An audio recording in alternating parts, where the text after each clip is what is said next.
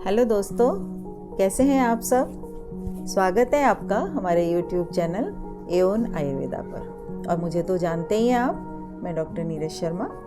आज बात करूंगी एक ऐसी बीमारी के बारे में जो आम तो है और नज़रअंदाज भी कर दी जाती है, और वो है गर्भावस्था में खुजली यानी कि ईचिंग की समस्या।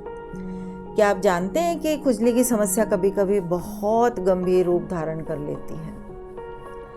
अपनी 40 साल की प्रैक्टिस में मैंने कई ऐसी महिलाओं को, गर्भवती स्त्रियों को इस समस्या से जूझते हुए देखा है। स्त्रियां अक्सर शुरू में इसे बहुत कॉमन मानकर नज़रअंदाज कर देती हैं, लेकिन ऐसा करने से ये समस्या कभी कभी गंभीर भी हो जाती है। तो चलिए बिना देर किए शुरू करते हैं आज का टॉपिक, गर्भावस्था में खुजली यानी ईचिंग की समस्या।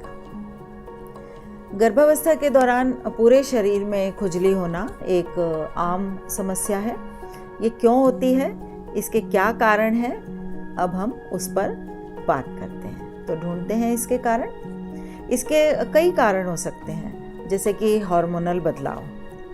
गर्भावस्था के दौरान हार्मोन्स के स्तर में बदलाव होता है, जिससे कि त्वचा में सूखापन और खुजली हो सकती है। इसके अलावा त्वचा का खिंचाव भी होता है। जैसे जैसे शिशु का आकार बढ़ता है, पेट का आकार बढ़ता है, तो पेट की त्वचा खिंचती है, उससे भी खुजली हो सकती है। ड्राई स्किन भी एक आम समस्या है। गर्भावस्था के दौरान त्वचा का सूखापन जो होता है, जो ड्राई स्किन होती है, वो खुजली का कारण बन सकती है। इसमें कई बार मौसम का भी प्रभाव होता है। गर्भावस्था की प्रूरिगो नोडुलरिस भी एक खुजली का कारण बनती है। ये एक बीमारी होती है। इसमें त्वचा को खुजलाते खुजलाते गांठें पड़ जाती हैं। इंट्राहेपेटिक कोलेस्टेसिस ICP, यदि खुजली गंभीर है या अन्य लक्षणों के साथ होती है, जैसे कि पीलिया या गहरे रंग का मूत्र आए, पेशाब आए, तो तुरंत डॉक्टर से संपर्क करें, क्योंकि यह इंट्राहेपेटिक कोलेस्टेसिस का संकेत हो सकता है। यह एक लीवर की यानी यकृत की स्थिति है जो गर्भावस्था के दौरान होती है, और इसके कारण हाथों और पैरों में खुजली हो सकती है। कई बार खुजली पूरे शरीर पर भी होती है। कोलेस्टेसिस की बीमारी जो है, ये शिशु के लिए बहुत खतरनाक हो सकती है।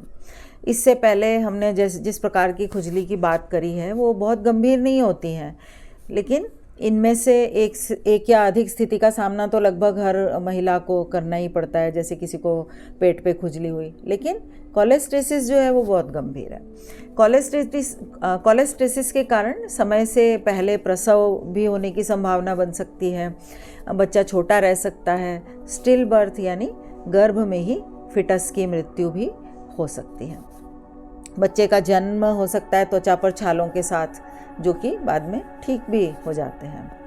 अब देखते हैं कि खुजली का उपचार क्या है। सबसे पहले तो त्वचा को नम रखना ज़रूरी है।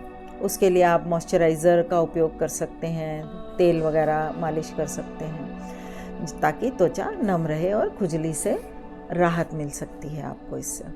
इसी तरह पर्याप्त मात्रा में पानी पीना चाहिए। आप जानते ही हैं कि पानी भी जो ज़रूरी है त्वचा को अंदर से हाइड्रेट रखने के लिए, तो उससे भी खुजली कम होती है। अच्छी पर्याप्त मात्रा में आपको पानी पीना चाहिए। इसी तरह ठंडे कंप्रेस का भी आप प्रयोग कर सकते हैं। खुजली वाली जो जगह है, जो क्षेत्र है, उस पर अगर आप ठंडा कंप्रेस लगाएंगे तो उससे भी राहत मिल सकती है।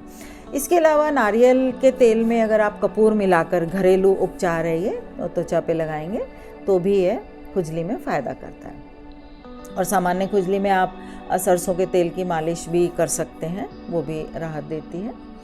इसी तरह अगर खुजली गंभीर हो जाए या समय के साथ ठीक ना हो, आपके उपायों से भी ठीक ना हो, तो फिर आपको डॉक्टर से सलाह लेना बहुत ज़रूरी है। तो आइए देखते हैं कि अगर ये खुजली की समस्या होती है और ना हो ये, तो उसके लिए क्या क्या सावधानी रखनी चाहिए। तो सबसे पहले तो अगर खुजली है तो उसको खरोंचे नहीं। जैसे नाखून से कई बार खरोंच देते हैं, तो उससे त्वचा में जलन हो सकती है, नाखून से ज़ख्म हो सकते हैं, तो उससे इन्फेक्शन का या संक्रमण का खतरा बढ़ सकता है। दूसरा, आपको धूप से बचना चाहिए। धूप से त्वचा सूखी हो जाती है और खुजली होने लगती है उस पर।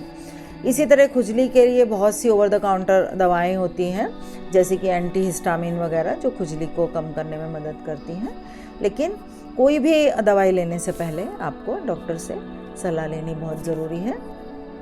किसी भी बीमारी में नहीं करनी चाहिए और इसमें भी उसी तरह से सेल्फ मेडिकेशन आपको नहीं करना चाहिए। यदि आपको गर्भावस्था के दौरान खुजली हो रही है तो आपको इससे बचाव कैसे करना है? तो सबसे पहले तो एक तो त्वचा को गर्म नहीं होने देना है, साबुन का उपयोग ऐसे नहीं करना है कि जो नुकसान दे, और दिन में एक दो बार से अधिक स्नान नहीं करना है। इसी तरह खुरदरे कपड़े नहीं पहनने चाहिए और गर्भावस्था के दौरान अननेसेसरी दवाइयों से भी बचना चाहिए। जो भी आप दवाई लें वो डॉक्टर की सलाह लेकर ही लें, अपने आप ना लें और डॉक्टर की सलाह के बिना भी ना लें। तो आज आपने जाना कि गर्भावस्था में खुजली यानी इचिंग क्यों होती है और इससे कैसे निपटा जाए। इन बातों का अगर आप ख्याल रखेंगे तो आपको लाभ होगा।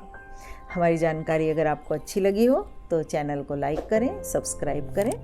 आपको अगर किसी और विषय में भी कोई जानकारी चाहिए हो तो हमें आप कमेंट बॉक्स में बता सकते हैं, हम अवश्य उस विषय पर भी वीडियो बनाएंगे।